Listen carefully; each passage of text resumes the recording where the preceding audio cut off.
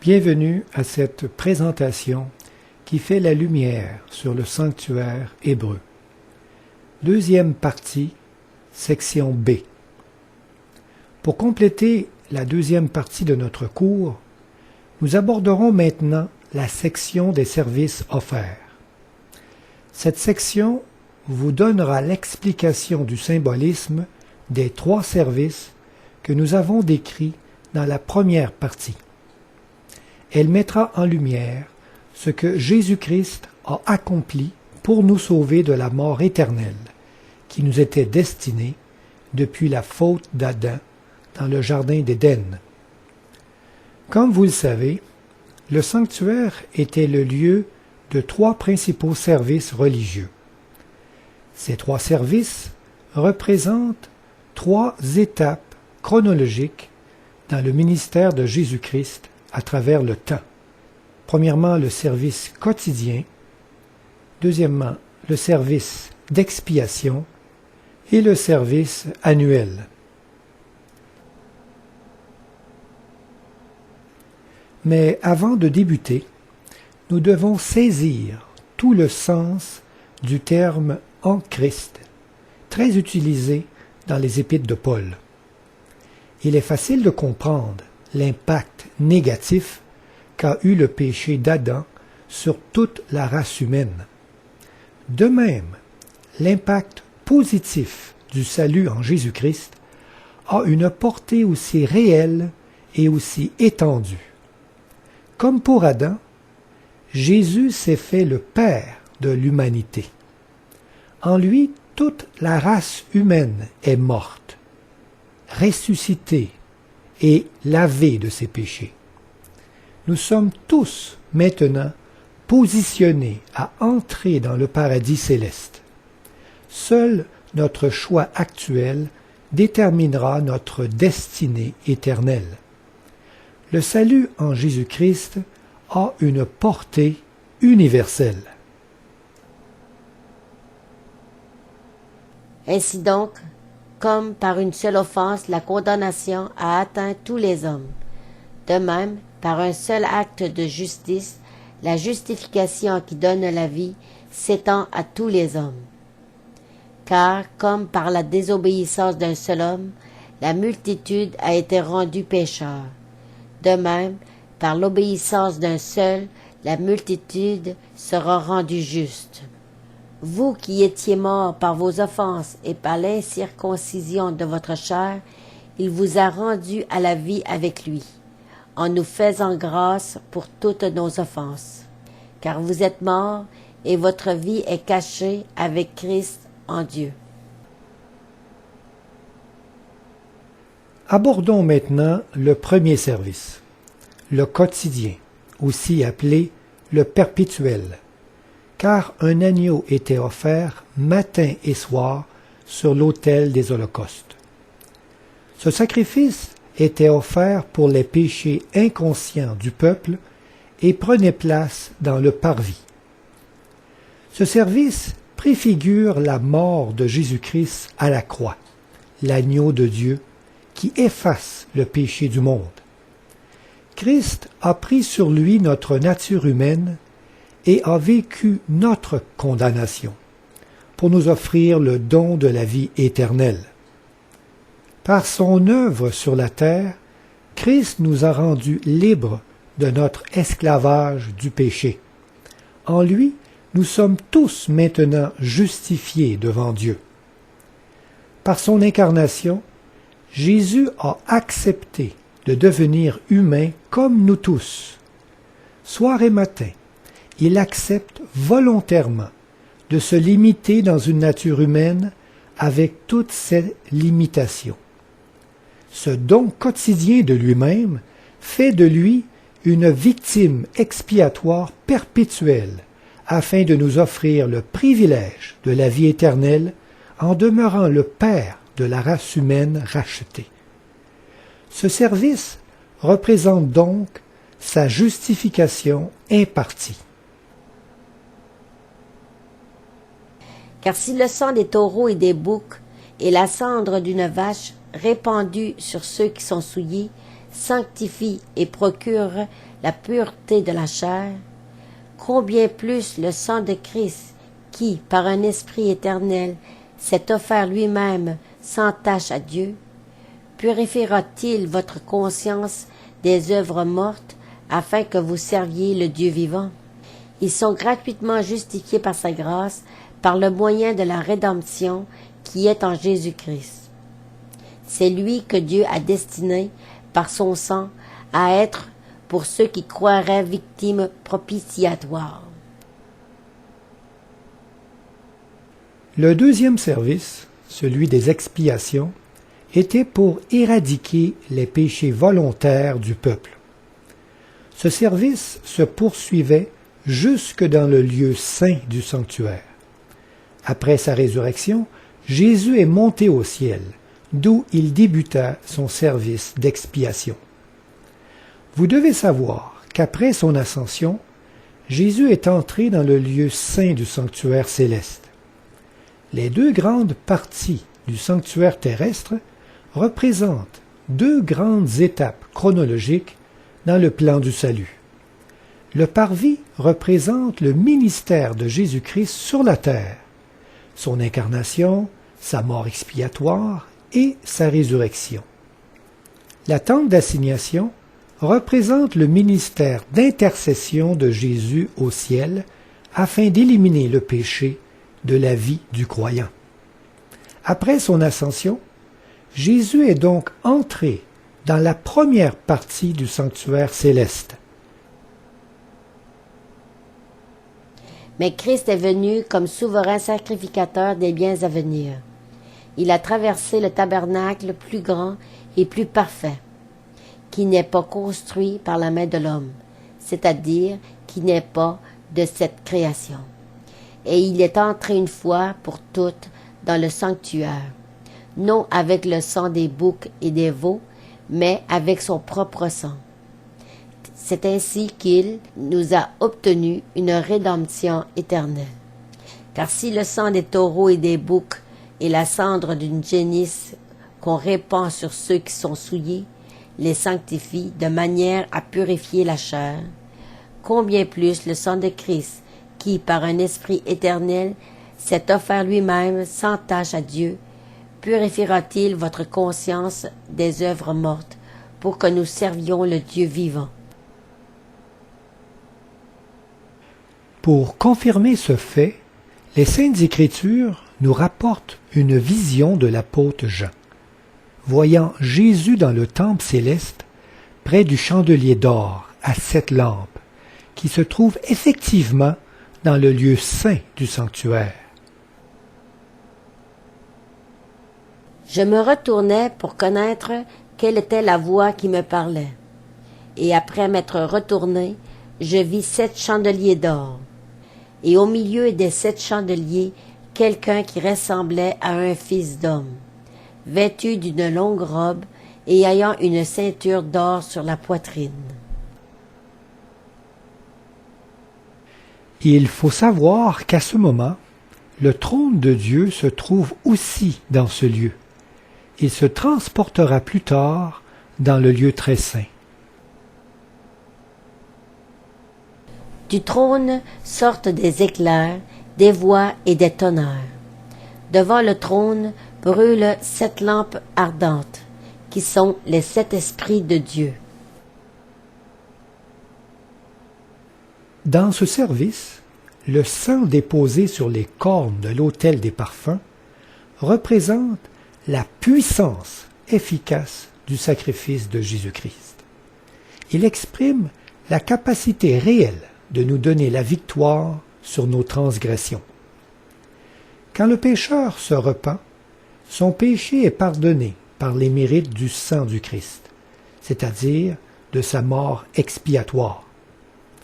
En ce moment, Jésus intercède pour nous et il nous envoie la puissance du Saint-Esprit afin que nous puissions vaincre toute tentation. Ce service représente donc sa sanctification donnée. C'est aussi pour cela qu'il peut sauver parfaitement ceux qui s'approchent de Dieu par lui, étant toujours vivant pour intercéder en leur faveur. Cependant, je vous dis la vérité. Il vous est avantageux que je m'en aille, car si je ne m'en vais pas, le Consolateur ne viendra pas vers vous. Mais si je m'en vais, je vous l'enverrai. Le troisième service était annuel et préfigure un moment précis dans l'histoire de l'humanité où Jésus doit entrer dans le lieu très saint du sanctuaire céleste, afin de débuter un nouveau ministère de purification du péché. Comme au temps de Moïse, le peuple devait se préparer ce jour-là en se purifiant de toute souillure. Le prophète Daniel a vu en vision ce passage de Jésus du lieu saint au lieu très saint du sanctuaire céleste. Il nous décrit Dieu assis sur son trône et Jésus qui est appelé à s'approcher de lui. Je regardais pendant que l'on plaçait des trônes, et l'Ancien des jours s'assit. Son vêtement était blanc comme la neige, et les cheveux de sa tête étaient comme de la laine pure. Son trône était comme des flammes de feu, et les roues comme un feu ardent. Je regardais pendant mes visions nocturnes, et voici, sur les nuées des cieux, arriva quelqu'un de semblable à un fils de l'homme. Il s'avança vers l'Ancien des jours, et on le fit approcher de lui. L'apôtre Jean décrit aussi une vision dans laquelle il voit le voile du temple s'ouvrir et aperçoit l'arche d'alliance préfigurant le passage de Jésus du lieu saint au lieu très saint. Les nations se sont irritées, et ta colère est venue, et le temps est venu de juger les morts, de récompenser tes serviteurs, les prophètes, les saints et ceux qui craignent ton nom, les petits et les grands, et de détruire ceux qui détruisent la terre.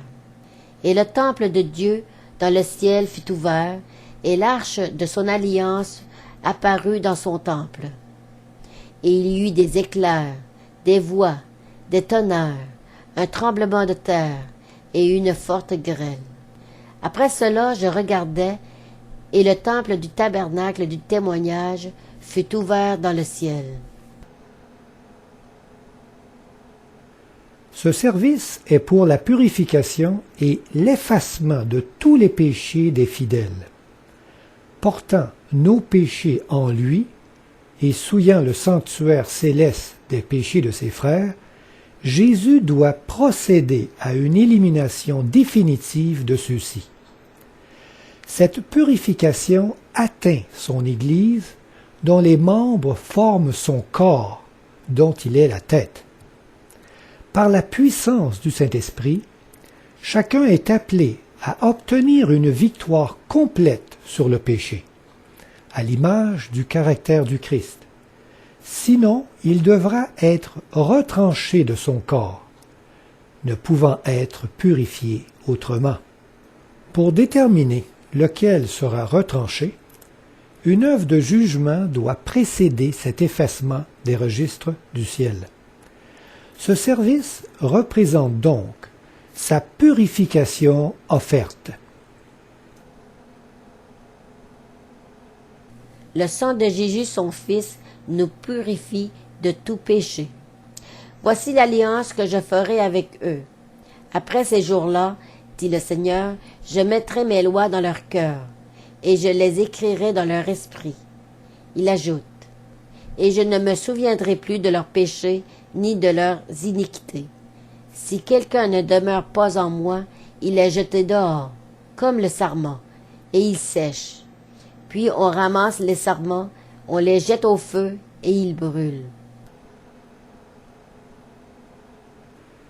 Mais depuis quand ce ministère de purification en Jésus-Christ a-t-il débuté? Les prophéties du livre de Daniel donnent une réponse à cette question.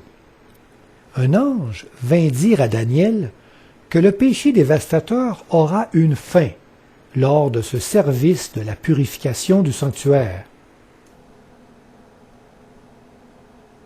J'entendis parler un saint, et un autre saint dit à celui qui parlait, « Pendant combien de temps s'accomplira la vision sur le sacrifice perpétuel et sur le péché dévastateur?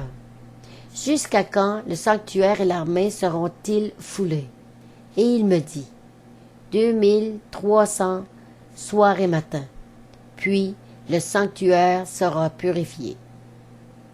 Tandis que moi, Daniel, j'avais cette vision et que je cherchais à la comprendre, voici, quelqu'un qui avait l'apparence d'un homme se tenait devant moi.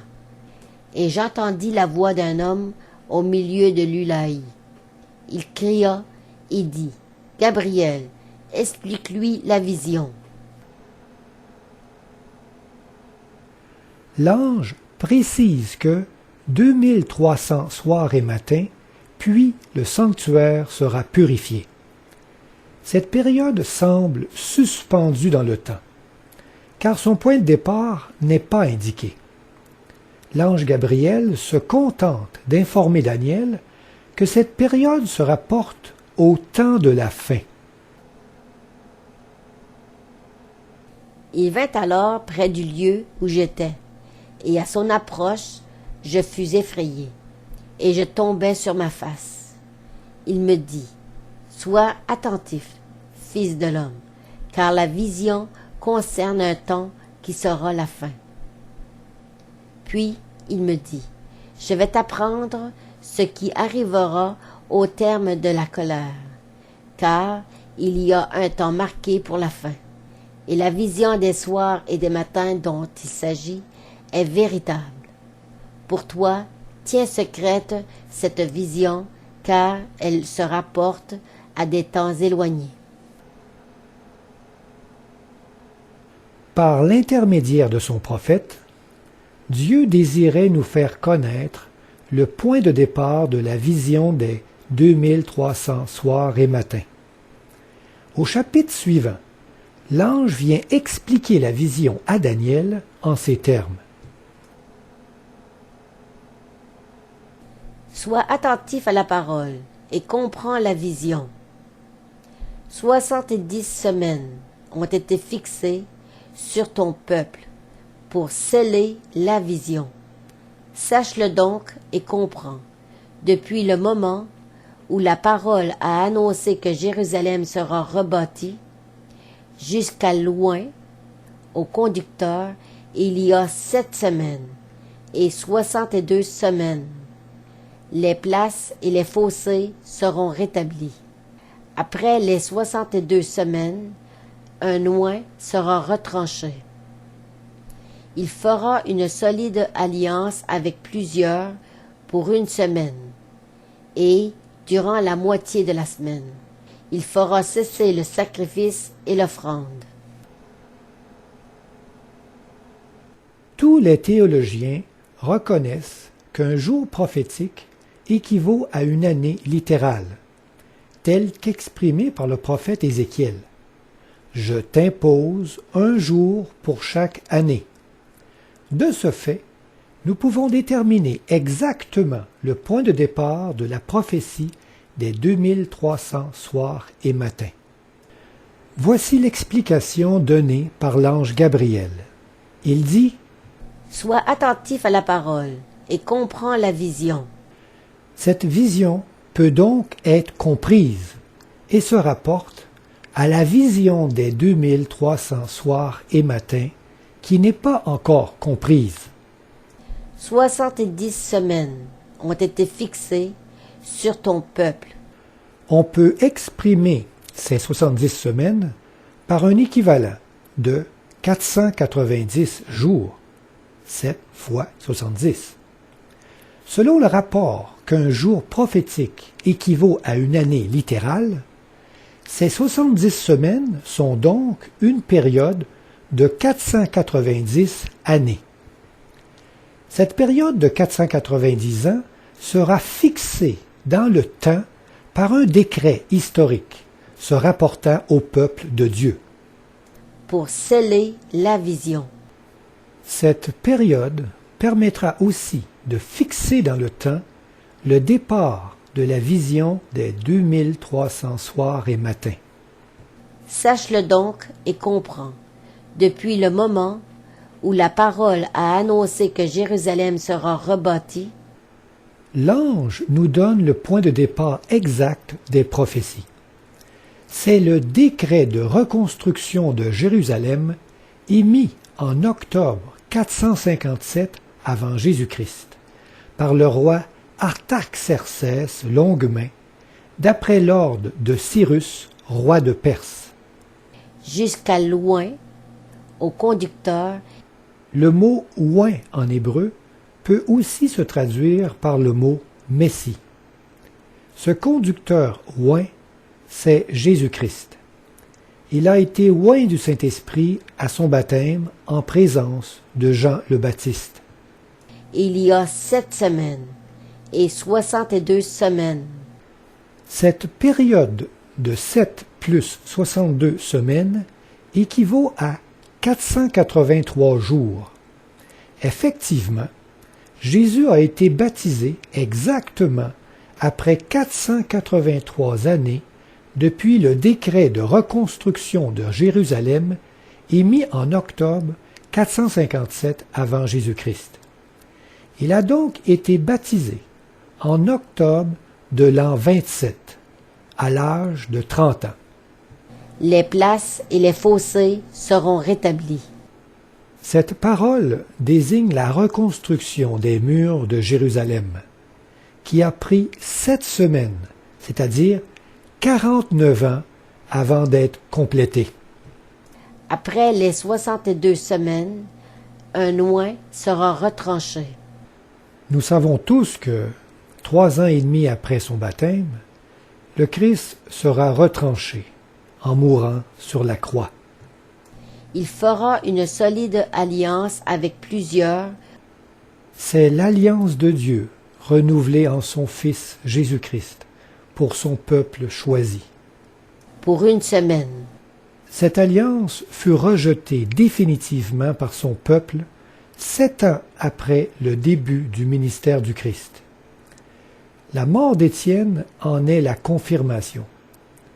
Dieu a dû relever son Église à partir des nouveaux convertis. Et, durant la moitié de la semaine, il fera cesser le sacrifice et l'offrande. Effectivement, 3 ans et demi après le baptême de Jésus, en avril de l'an 30, Jésus expira à la croix. Et à ce moment, le voile du temple se déchira du haut jusqu'en bas, exprimant la volonté de Dieu de mettre fin au rituel des sacrifices. La mort de Jésus est un événement marquant dans l'histoire de l'humanité. La précision remarquable de cette prophétie donne une force d'appui incontestable à la période de départ de la prophétie des 2300 soirs et matins, puis le sanctuaire sera purifié. Celle-ci débute donc en octobre de l'an 457 avant Jésus-Christ. En y ajoutant 2300 ans, nous obtenons la date précise d'octobre 1844.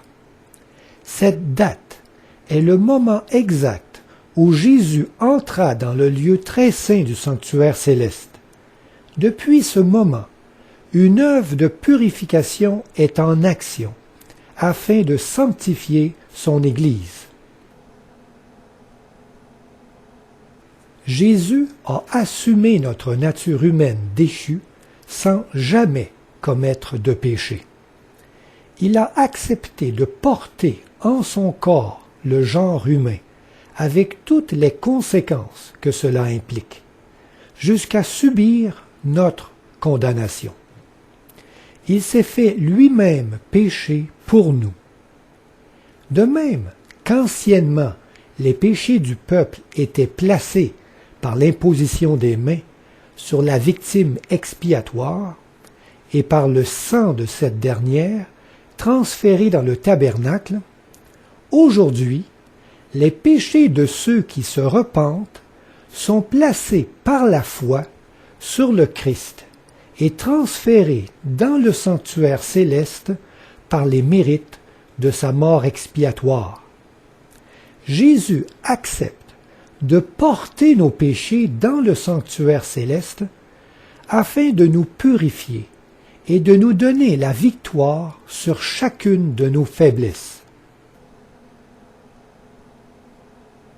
De même, Christ, qui s'est offert une seule fois pour porter les péchés de plusieurs, apparaîtra sans péché une seconde fois à ceux qui l'attendent pour leur salut.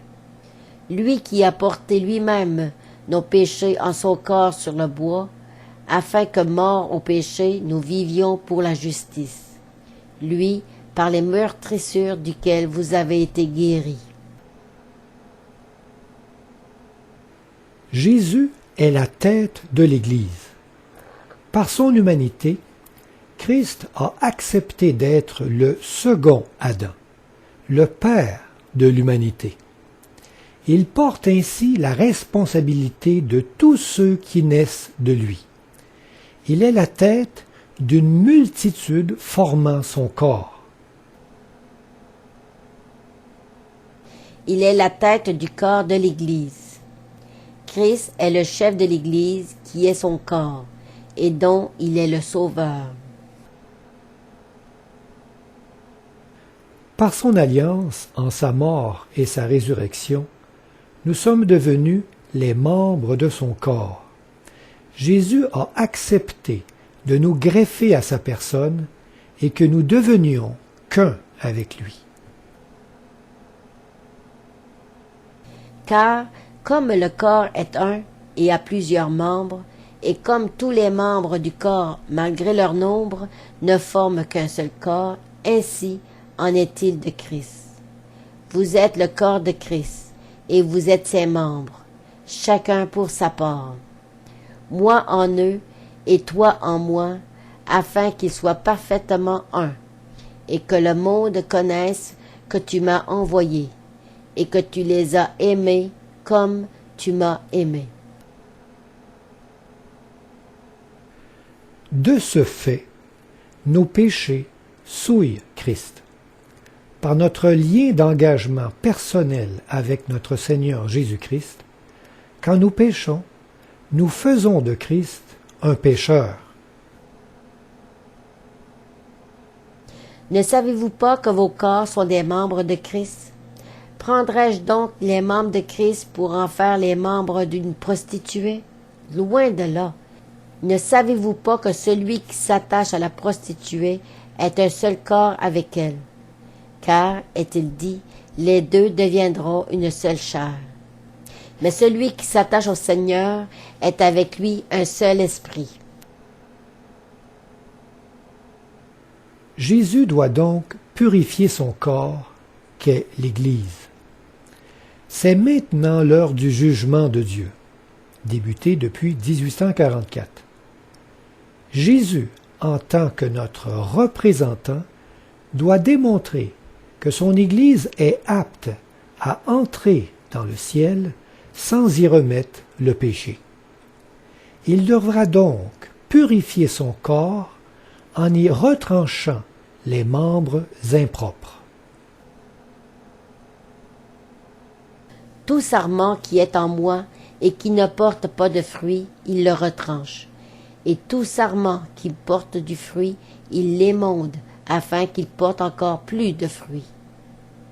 Si quelqu'un ne demeure pas en moi, il est jeté dehors, comme le sarment, et il sèche. Puis on ramasse les sarments, on les jette au feu, et ils brûlent. Le sanctuaire céleste doit donc être lui-même purifié des souillures des péchés endossés par Jésus. Lors de son retour, alors qu'il sortira du lieu très saint, tous les péchés des justes seront transférés sur Satan et effacés des registres du ciel. Jésus ne portera plus le péché de quiconque, car nous aurons obtenu la victoire complète sur le mal. Il était donc nécessaire puisque les images des choses qui sont dans les cieux devaient être purifiées de cette manière, que les choses célestes elles-mêmes le fussent par des sacrifices plus excellents que ceux-là. Car Christ n'est pas entré dans un sanctuaire fait de main d'homme, en imitation du véritable, mais il est entré dans le ciel même, afin de comparaître maintenant pour nous devant la face de Dieu. Et comme il est réservé aux hommes de mourir une seule fois, après quoi vient le jugement. De même, Christ, qui s'est offert une seule fois pour porter les péchés de plusieurs, apparaîtra sans péché une seconde fois à ceux qui l'attendent pour leur salut. Terminons maintenant cette section par un court résumé du symbolisme en Jésus-Christ des trois principaux services offerts dans le sanctuaire hébreu. Le service quotidien symbolise le sacrifice de Jésus-Christ et sa justification impartie. Le service d'expiation symbolise le sacrifice de Jésus-Christ et sa sanctification donnée. Le service annuel symbolise le sacrifice de Jésus-Christ et sa purification offerte.